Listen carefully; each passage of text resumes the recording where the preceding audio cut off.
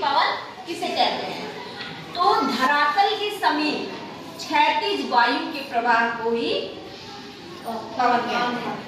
देखिए वायु दो तरह से चलती है, एक हॉरिजॉन्टल चलती है और एक वर्टिकल चलती है। मतलब एक क्षैतिज चलती है और दूसरी ऊर्ध्वाधर चलती है। तो दो प्रकार से वायु चलती है। तो ऐसी वायु जो धरातल के समीप भी हो और क्षैतिज रूप से चले। एक वायु क्षैतिज चलती है लेकिन धरातल के ऊपर होती है, क्षोभ सीमा के पास होती है, उसको पवन नहीं कहते हैं। धरातल के करीब जो चलती है वायु उसे ही पवन कहते हैं। पवन क्यों चलती है? तो पवन वायु दाब के कारण चलती है। पहले हम लिख लेते हैं कि पवन किसे कहते हैं। धरातल के समीप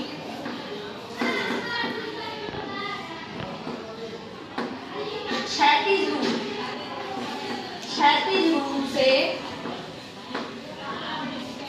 वायु प्रवाह को पवन कहते हैं। वायु का जानते हैं तो वायु दो प्रकार से चलती है, एक चलती है क्षैतिज रूप से और दूसरी चलती है वर्टिकल रूप से। तो जो ऊपर नीचे आती है इसको कहते हैं वायु धारा या एयर करंट, ठीक। और दूसरी जो क्षैतिज रूप से चलेगी ऐसे ऐसे उसको कहेंगे पवन। आगे में वो भी धरातल के करीब होनी चाहिए, जो हमारी पृथ्वी है उसके करीब होनी चाहिए। जो क्षोभ सीमा में चलती है, बता चुके हैं हम, जो क्षोभ सीमा में चलती है उसको क्या कहते हैं? जेट कहते हैं। क्या कहते हैं? वो भी क्षैतिज चलती है। जैसे हमारी धरती है ना, तो वायु गर्म होकर ऊपर उठी तो ये तो करंट कहलाई। उसके बाद बताया थे ना, जैसी धरती ये वायु क्या हुई? गर्म हुई, है ना। तो यहाँ लो प्रेशर बेल्ट हो गया और इधर हाई प्रेशर बेल्ट है, तो वायु फिर इधर की ओर मुड़ गई, उड़ी। इसको कहेंगे जेट। क्या कहेंगे? जेट। ये भी क्षैतिज चल रही है ना, लेकिन ये किधर से चल रही है? लो प्रेशर से हाई प्रेशर की ओर चल रही है। और पवन के लिए क्या बताया है कि वो हाई प्रेशर से लो प्रेशर की ओर चल रही है, ठीक ना। और उसके बाद नीचे आई तो ये दोनों क्या कहेंगे? वायु धारा। ऊपर नीचे जो चलेगी उसको क्या कहते हैं? वायु धारा। और क्षोभ मंडल में जो चलेगी, क्षोभ सीमा में, उसको क्या कहेंगे? जेट। और ये लो प्रेशर से हाई प्रेशर की ओर जाएगी, लेकिन पवन कैसे जाएगी? उच्च वायु दाब से निम्न वायु दाब की ओर चलेगी और धरातल के समीप चलेगी। अब पवन क्यों चलती है? कारण क्या है? वायु दाब। जहां वायु दाब अधिक रहेगा उससे निम्न वायु दाब की ओर पवन चलेगी। पवन कैसे चलती है? तो देखो जो उच्च वायु दाब है, जैसे हम जानते हैं कि जो हमारी धरती है, ये धरती है ना, बीचों बीच कौन सी रेखा है? भूमध्य रेखा या विषुवत रेखा। यहाँ पे लो प्रेशर बेल्ट होता है। कैसा बेल्ट होता है? लो प्रेशर बेल्ट होता है। उसके बाद जानते हो तुम लोग कि हाई होता है, उसके बाद फिर लो होता है, उसके बाद हाई होता है, ठीक। यहाँ पे भी क्या होता है? हाई होता है फिर लो होता है। तो पवन को कैसे चलना चाहिए? पवन को ऐसे आना चाहिए सीधे ना, ऐसे। लेकिन पवन ऐसे नहीं आती है, तिरछे। आखिर क्यों होता है ऐसा? क्योंकि पृथ्वी के घूर्णन के कारण हवा विक्षेपित हो जाती है। पृथ्वी के घूर्णन के कारण एक विक्षेपण बल लगता है जिसे कहते हैं कोरियालिस बल। क्या कहते हैं? कोरियालिस बल। कोरियालिस बल। ये एक वैज्ञानिक थे, है ना, इन्होंने पता लगाया था कि जो हवा है वो उच्च वायु दाब से निम्न वायु दाब की ओर तो चलती है, लेकिन सीधे नहीं आती है, उड़ जाती है, विक्षेपित हो जाती है। इसीलिए इस विक्षेपण बल का नाम क्या पड़ गया? कोरियालिस बल। तो देखिए यहाँ पे हो गया आपका हाई प्रेशर और इधर हो गया लो प्रेशर। वायु को आना था ऐसे सीधे, लेकिन सीधे ना आके क्या होती है? उड़ के आती है, ऐसे आती है, ऐसे ये विषुवत रेखा पे सबसे न्यूनतम होता है। विषुवत रेखा पर न्यूनतम होता है। कैसा होता है? ये कम होती जाती है ना दूरी, तो जैसे जैसे ध्रुव पे जाएंगे तो ध्रुवों पे अधिकतम होगा। कौन सा बल? कोरियालिस बल ध्रुवों पर अधिकतम होगा। याद हुआ? ठीक है, इतनी बात याद हुई कि विषुवत रेखा पे कोरियालिस बल न्यूनतम होगा और ध्रुवों पर अधिकतम होगा। पवन के प्रकार को अब जानेंगे। तो पवनें दो प्रकार की होती है, एक स्थायी पवन और दूसरी अस्थायी पवन, ठीक।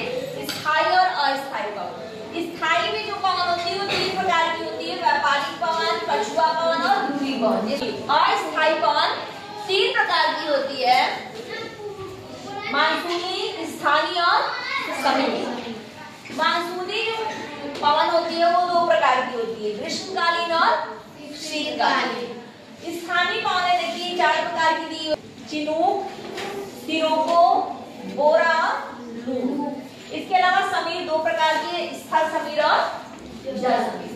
अब इसको हम थोड़ा विस्तार से डिटेल से जानेंगे कि व्यापारिक पवनें क्या होती है, ठीक ना। तो स्थायी पवनें मतलब ये साल भर एक ही दिशा में बहती रहती है, इनको ग्रही पवनें भी कहते हैं, सन्मार्गी पवनें भी कहते हैं। स्थायी पवनें साल भर एक ही दिशा में घूमती है, इसलिए इनको ग्रही या स्थानीय पवनें भी कहते हैं। तो देखिए यहाँ पे ये हमारी धरती हो गई और ये है विषुवत रेखा। क्या है? विषुवत रेखा। विषुवत रेखी लो प्रेशर वेव भी बोल सकते हैं। और यहाँ पे 30 से 35 डिग्री पे है उपोष्ण उच्च वायु दाब पेटी। इसको क्या बोलते हैं?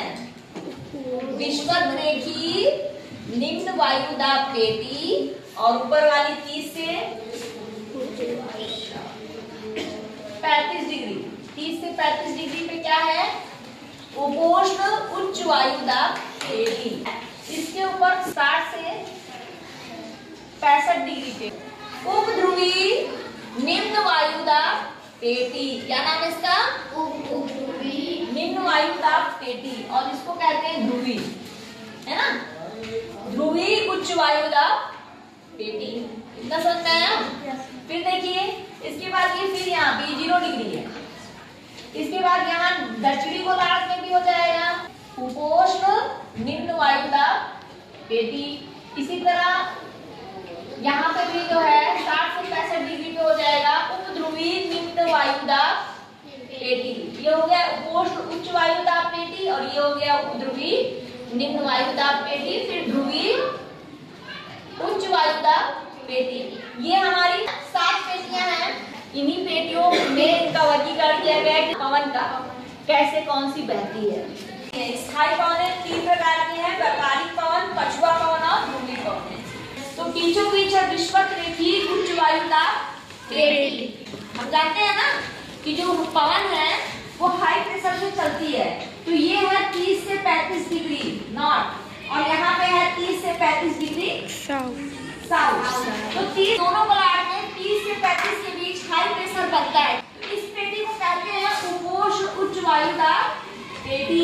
उपोष्ण उच्च वायु दाब पेटी। और हम जानते हैं कि जहाँ उच्च वायु दाब होता है उधर से वायु किधर आती है? निम्न वायु दाब की। तो दोनों ओर से वायु आएगी लेकिन सीधे नहीं आएगी। क्यों? कोरियालिस बल के कारण सीधे नहीं आएगी। और फेरल के नियमानुसार वो उत्तरी गोलार्ध में दाहिनी ओर उड़ जाएगी, है ना। तो जितनी भी एयर है वो हाई प्रेशर से लो प्रेशर की ओर जाएगी। हाई प्रेशर से लो प्रेशर। केरल का जो नियम है उसके अनुसार ये जो उत्तरी गोलार्ध है ना, उत्तरी गोलार्ध में अपनी दाईं ओर मुड़ जाएगी। तो मान लिया इस हाई प्रेशर को लेते हैं, उपोष्ण उच्च वायु दाब प्रेशर को अगर हम लेंगे तो वायु यहाँ से निकल जाएगी और मुड़ेगी किधर? जैसे मैं खड़ी हूँ तो अपने दाईं ओर, मेरा दाईं हाथ ये है ना, अपनी दाईं ओर क्या होगी? मुड़ जाएगी, वायु ऐसे चलेगी। आएगा समझ में? और इसी तरह फिर यहाँ हाई प्रेशर से हो जाएगी, इधर की हो जाएगी, दाहिनी ओर मुड़ रही है, ठीक ऐसे आएगी। फिर इधर हाई प्रेशर से इधर जाएगी। दक्षिणी गोलार्ध में वायु जो ऐसे है अपनी बाईं ओर मुड़ेगी, किधर मुड़ेगी? केरल नियमानुसार उत्तरी गोलार्ध में हवाएं अपनी दाहिनी ओर मुड़ जाती है और दक्षिणी गोलार्ध में हवाएं अपनी बाईं ओर मुड़ जाती है। तो ये हवाएं ऐसे आएंगी, हाई प्रेशर से लो प्रेशर की ओर, और इधर भी ऐसे आएंगी। देखा आपने कैसे हवा आ रही है?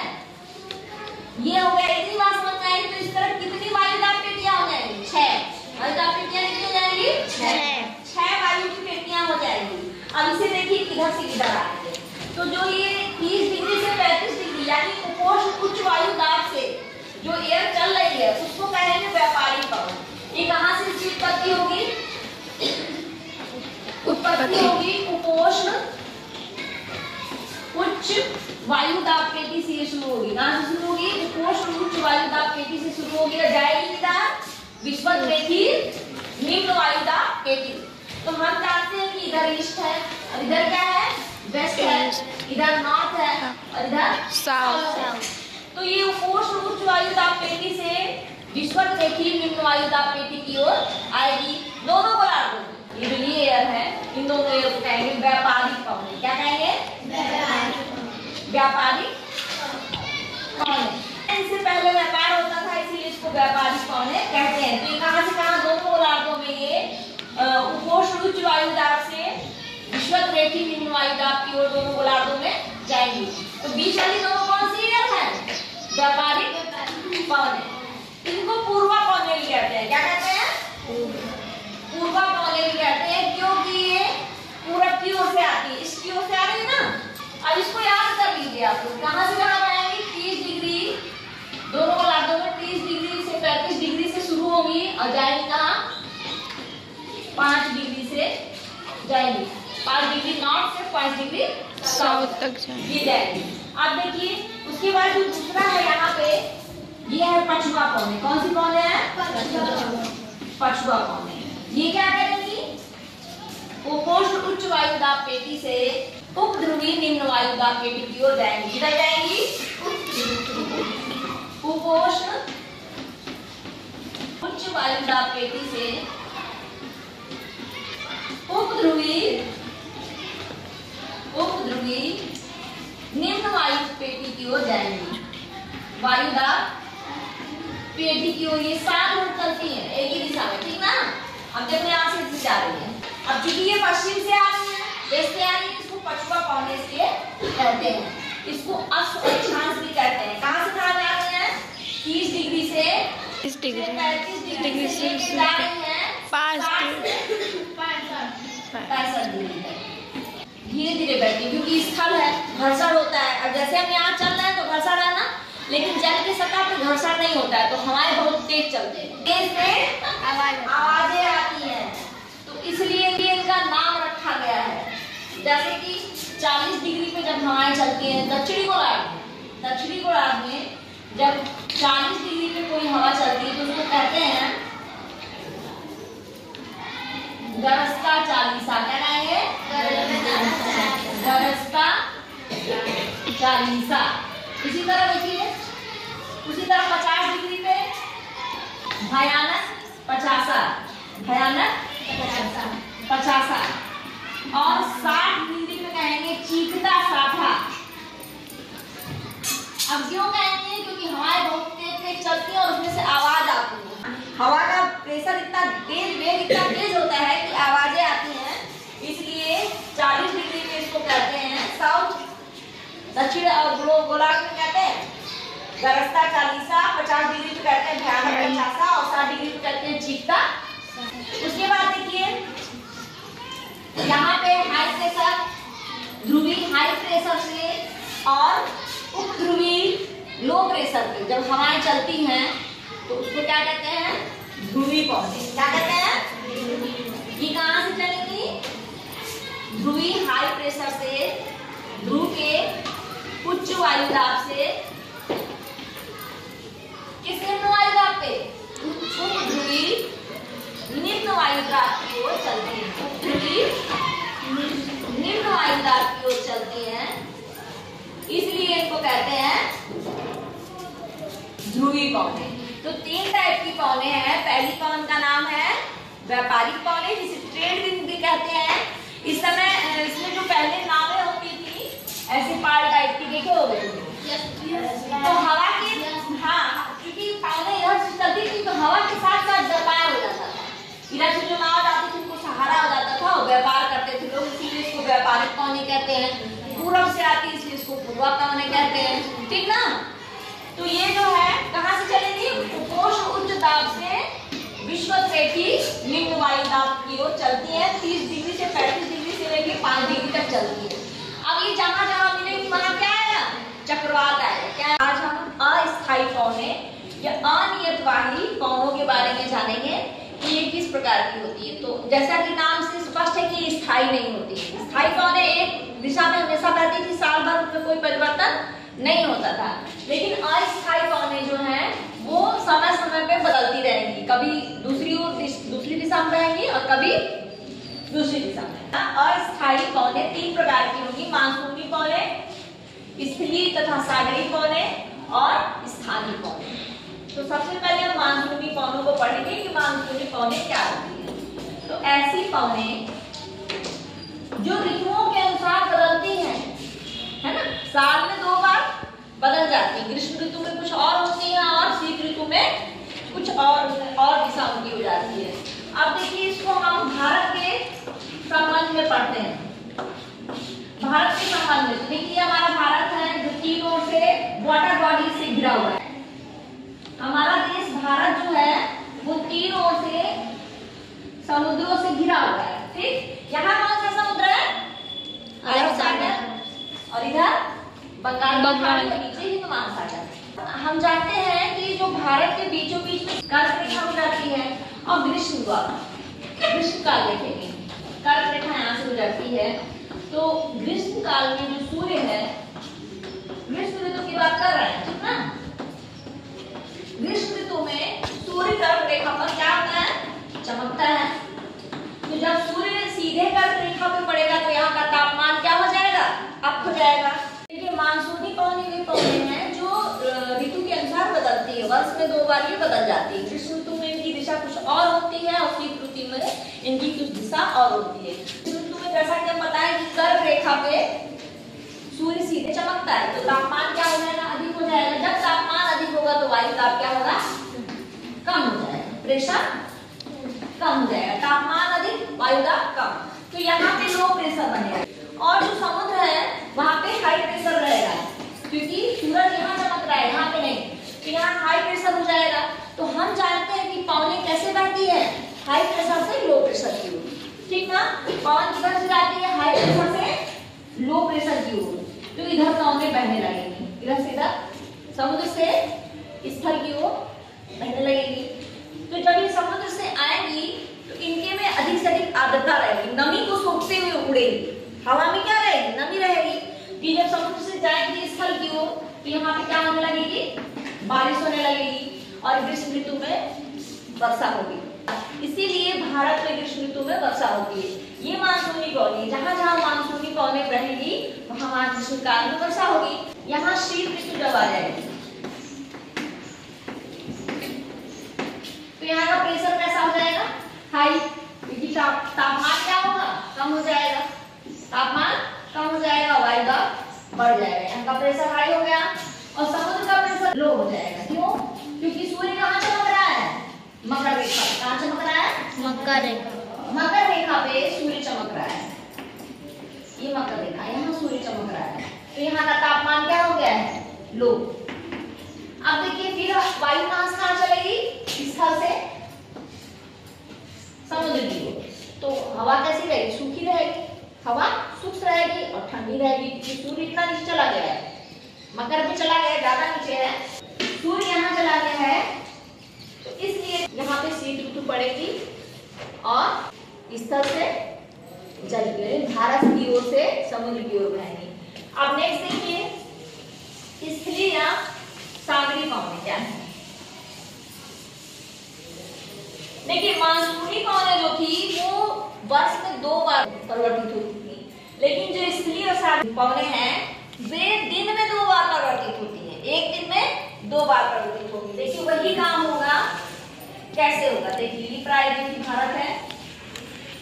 अब यहाँ पे दिन है, जब सूर्य चमकेगा दिन में तो दोनों गर्म होंगे, ठीक, लेकिन स्थल क्या होगा? जल्दी गर्म हो जाएगा और समुद्र जो है वो धीरे धीरे गर्म होगा।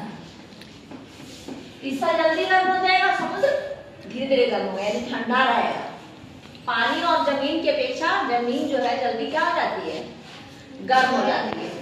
तो यहाँ देखिए, तो ये धीरे गर्म होगा, यानी कि ये क्या रहेगा? ज्यादा गर्म, और ये तो प्रेशर लो कहाँ रहेगा? धरती पे। हाई प्रेशर कहाँ रहेगा? समुद्र, ठीक, क्योंकि ये ठंडा है इसके अपेक्षा, तो हवाएं कैसे बहेंगी? स्थल से जल की ओर। जब रात होगी, रात में देखिए जितनी जल्दी स्थल गर्म होता है उतनी जल्दी ठंडा हो जाता है। तो जब रात होगी तो स्थल क्या हो जाएगा? जल्दी से ठंडा हो जाएगा। और पानी जैसे धीरे धीरे गर्म हुआ है वैसे धीरे धीरे ठंडा होगा। तो पानी जो है समुद्र धीरे धीरे ठंडा होगा, लेकिन गर्म रहेगा। किसकी अपेक्षा? स्थल की अपेक्षा गर्म रहेगा। तो ये गर्म है तो यहाँ प्रेशर लो, ऐसा प्रेशर रहेगा, और यहाँ पे रहेगा हाई प्रेशर। तो रात में हवाएं इधर से इधर रहेंगी,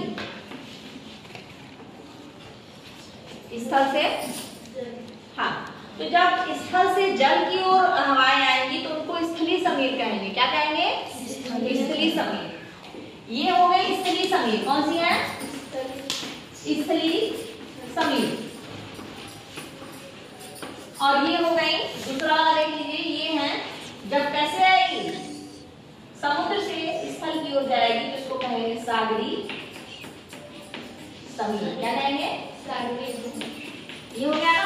अब स्थानीय पवनें क्या है? देखिए ऐसी पवनें जो किसी विशेष परिस्थिति का स्थान विशेष के 40 से 45 किलोमीटर पर बहती है। कितने पे? 40 से 45 किलोमीटर के क्षेत्र पर बहती है। ज्यादा दूर नहीं बहेगी, है ना। उसका एक निश्चित क्षेत्र रहेगा, उसी में बहेगी। तो 40 से 45